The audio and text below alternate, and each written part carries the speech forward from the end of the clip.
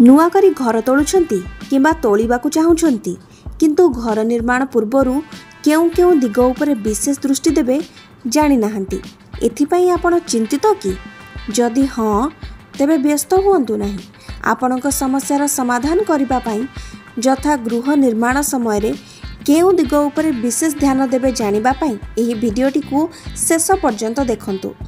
गृह निर्माण जनित समस्या एवं एहार समाधान को नहीं आसंतु सुनिबा वास्तुशिल्पविद तथा पंडित चंद्रशेखर मिश्र ठारू ए संपर्कित समस्त तथ्य।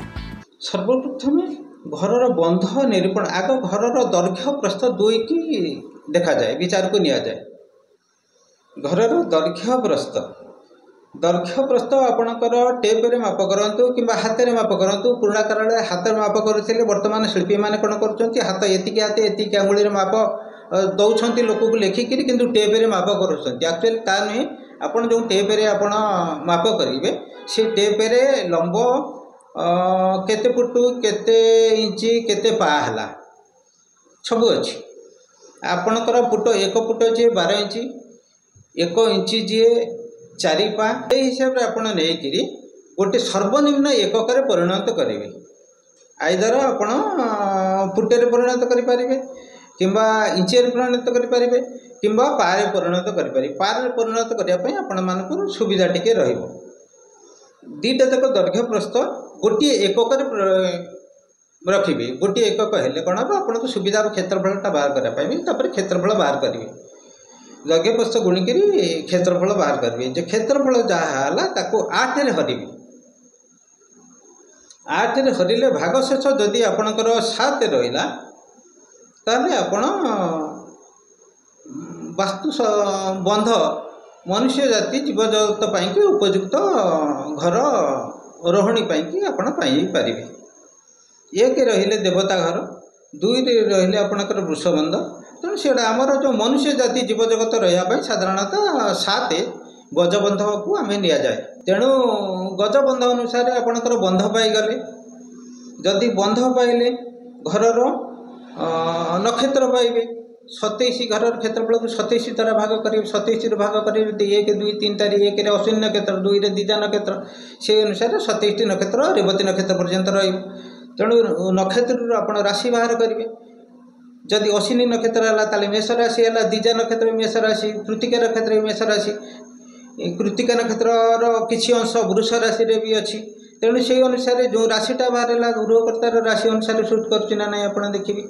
जदि 1 राशि है राजजटक पड़ा, जदि तृतीय एकादश है राजजटक पड़ा गृह माने घर राशि ठारू गृहकर्ता राशि 3 हम 11 हम 10 हम 4 हम किंबा 1 हम। ये गुड़ाक सबूक शुभ मंगलकार हुए घर करने। आपणकर राशि गले राशि गले तापर घरर नाग गणना करेंगे। नाग से अनुसार आपणकर जो है घरर क्षेत्रफल को 8 रे 8 रे 1 2 3 4 अनुसार 7 रहा। जदि 7 8 रहा आपणकर ताले नाग ठीक अच्छी।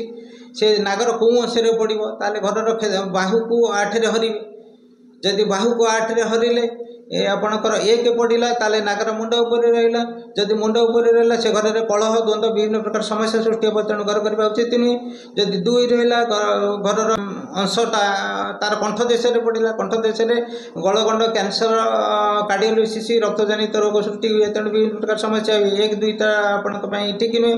जदि 3 रे पड़ा जदि घरर बाहु को आम 8 भागे कले जदि 3 पड़ा भाग शेष ताले ऐश्वर्य प्राप्ति तार हृदय रहा।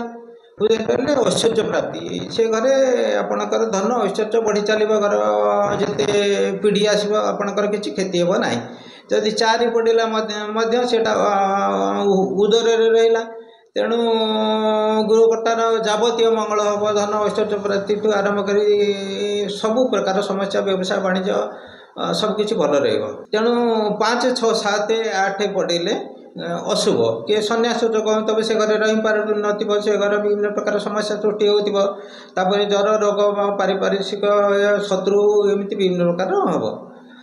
तापर नाग कथा गला घर आय व्यय घर आय 8 व्यय 1 रदि आपणकर नक्षत्र 17 रपर नक्षत्र 8 ପୁଷ୍ୟ ନକ୍ଷତ୍ର ଏବଂ ଅନୁରାଧା ନକ୍ଷତ୍ରରେ ଯଦି ଘର କରିବେ ଆପଣଙ୍କ ପାଇଁ କି ନାଗଟା ଠିକ୍ ଆୟ ବ୍ୟୟଟା ଠିକ୍ ରହିବ।